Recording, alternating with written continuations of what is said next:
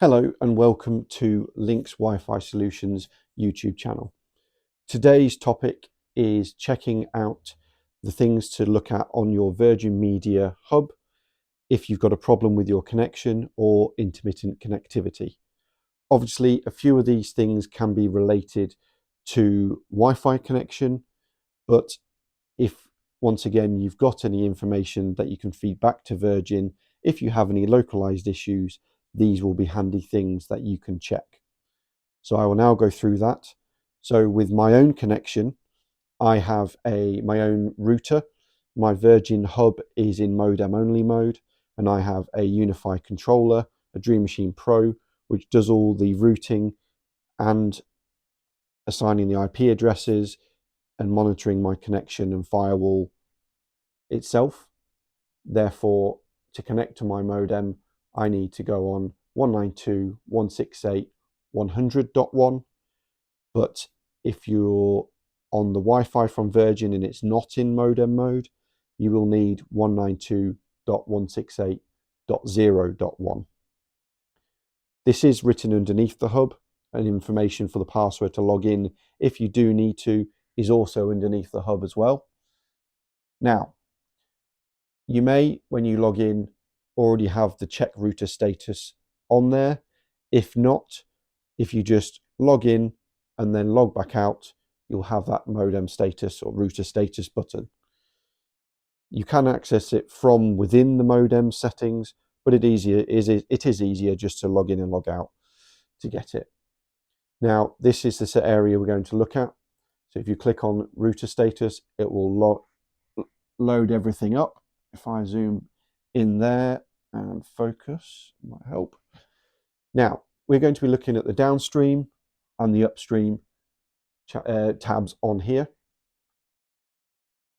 So the downstream, we're looking at the power level. So it's this column here. And the further down, we'll be looking at the pre and post RS errors. And then also the upstream in a second.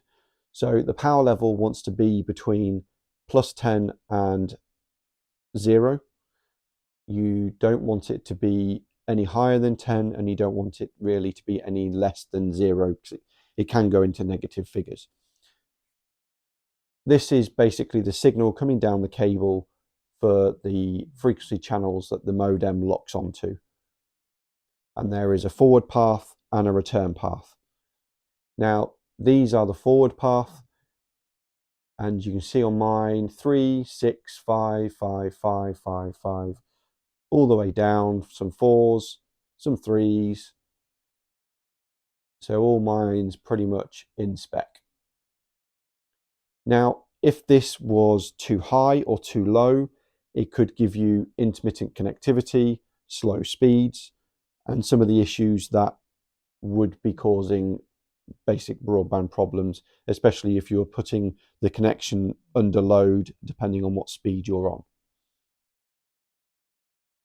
Now, further down, we have the pre and the post RS errors, these columns on the right-hand side, these ones here. So if you've got some localized errors, you may have a couple in here already. They can creep up if there's any local work, or if you disconnect the connection. But if you've got them going into the thousands, tens of thousands and higher, it would indicate a possible issue up to your modem internally, which could be anything from loose connections to a faulty cable. So these are things to keep an eye on.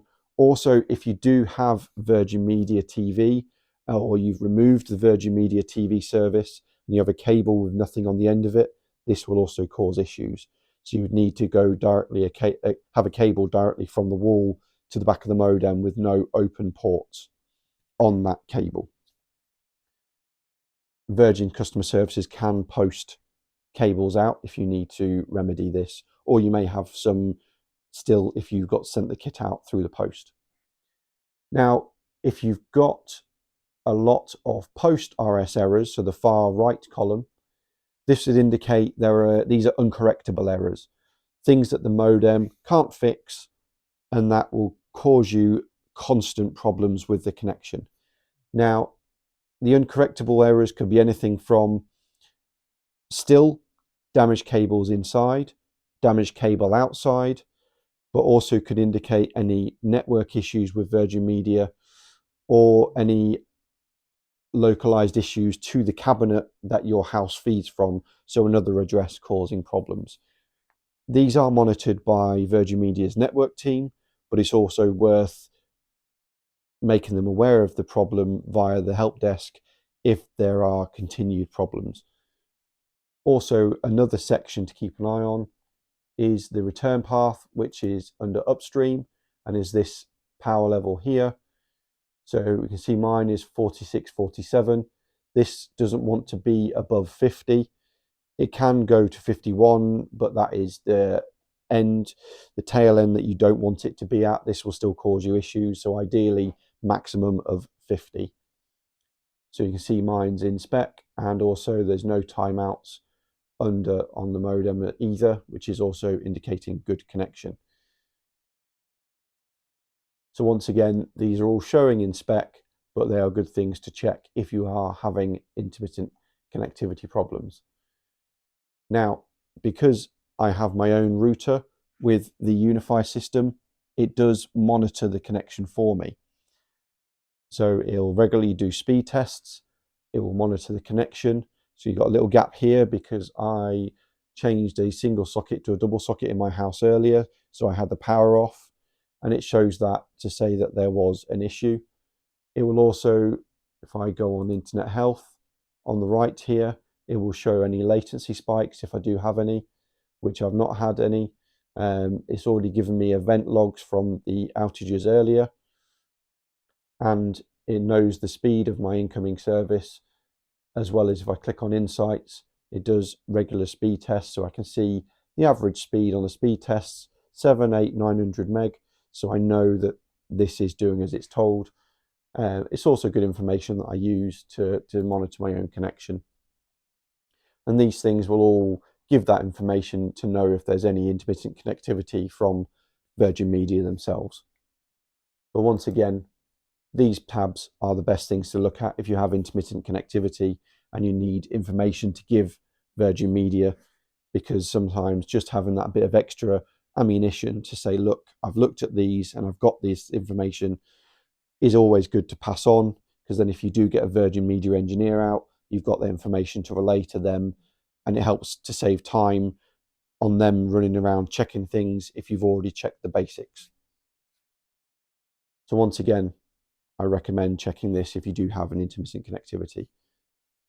Thank you for watching, and if you could like and subscribe, it would be very handy, as I want to get this channel out there for more people to see and give them top tips on things to look at, technology to use, and also showing what I do day in, day out.